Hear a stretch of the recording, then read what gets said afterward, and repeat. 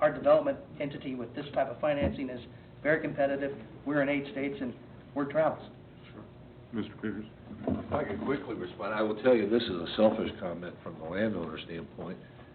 It gets activity and focus on the site, again, with no commitments.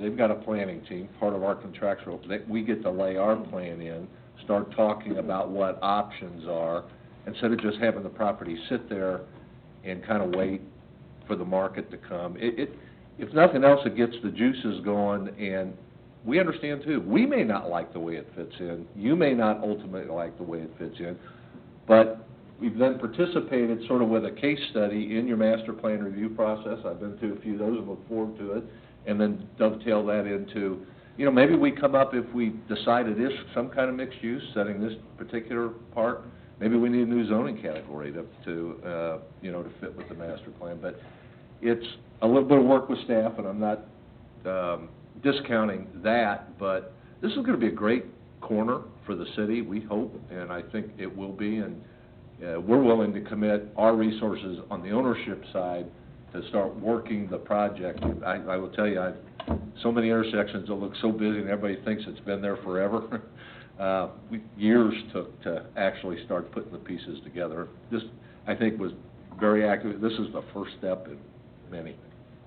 So, Steve?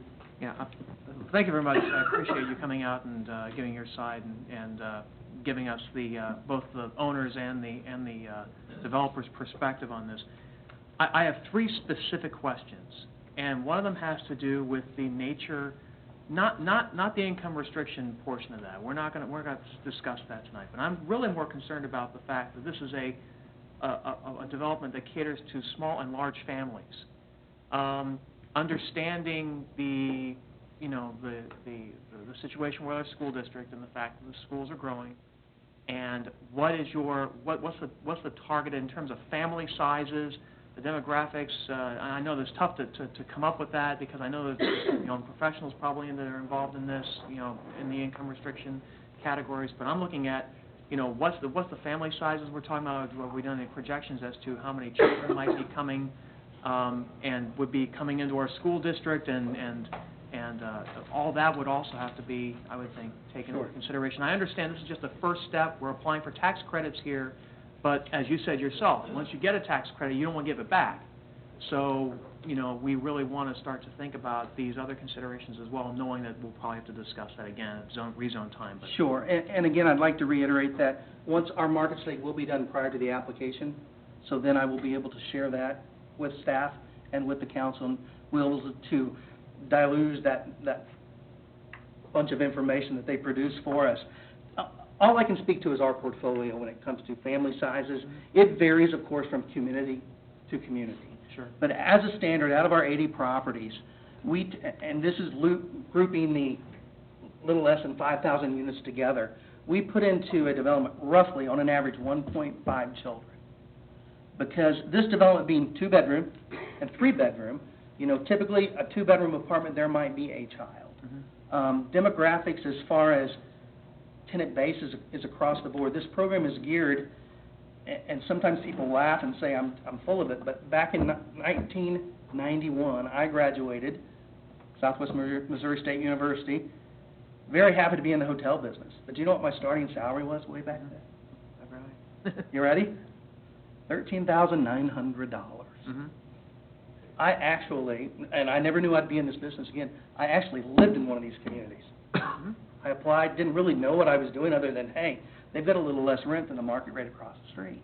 Well, this is utilized to be a stepping stone for those looking to, as they come into life, grow a family, save a little money where rent might be a little bit higher. It's also a good place, and I know behind us on the agenda there's another affordable development here that's geared towards seniors. It also helps those coming out of certain times of their life to an area that's not, part of the maintenance.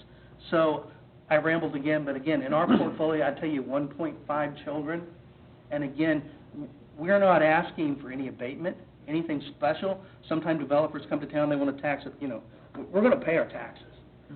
We're going to be an active, community member. Well, I actually did a little bit of math, extrapolating across the number of apartment units we have somewhere between 100 and 115 children, potentially, that would be school age, that would be coming from this particular development. That's according to your 1.5, so. Correct. And that's an average over all of those. Some don't have any. Sure, and I understand, but this is really Sure. targeted towards small to large families. Sure. That even says that in your Sure. proposal. The second thing is, I believe that in the comprehensive plan, again, we're going to be, I don't know how much we're going to refer to the 2007 comprehensive plan, but my understanding is that there was going to be a road that went through that exact area that would come down to 191st Street. Now, that may not happen now. But I know that in the 2007 plan, there is a easement for a road that cuts pretty much right in that area there where this particular projected development is.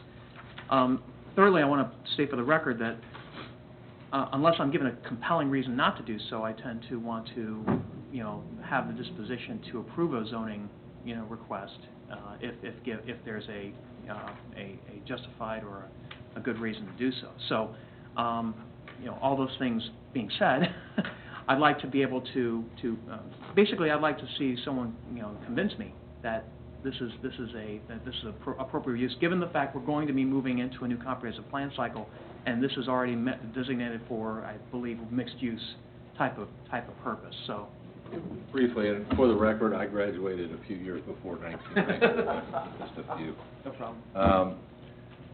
We do need to carry the burden together to convince you what a good plan is. I think it's very difficult sometimes, communities have different visions, to say what's an appropriate zoning till you see a real live plan. Mm-hmm.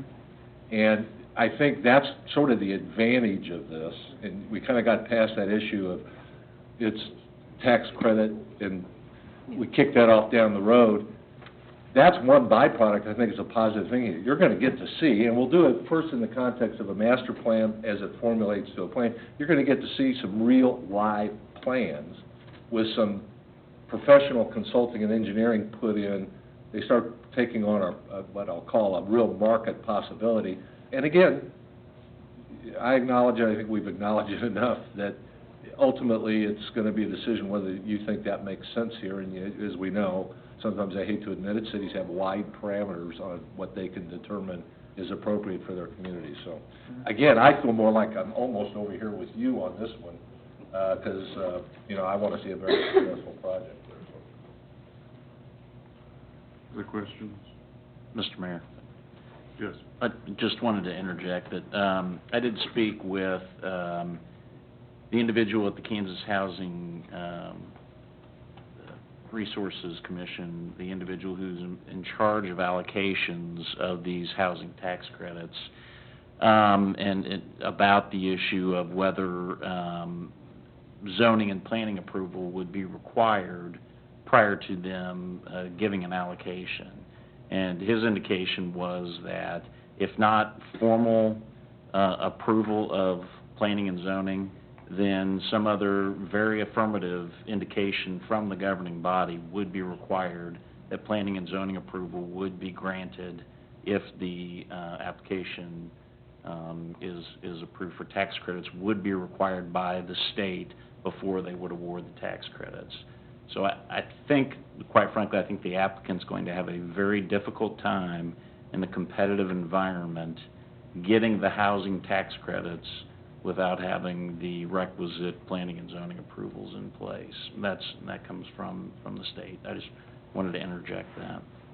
But that's on them, right? I mean, And there's no, And they're prepared to It is, but come back. but the state's going to come back and knocking on our door. You have to understand the time frames here. The applicant has a deadline of February the 7th to submit his application.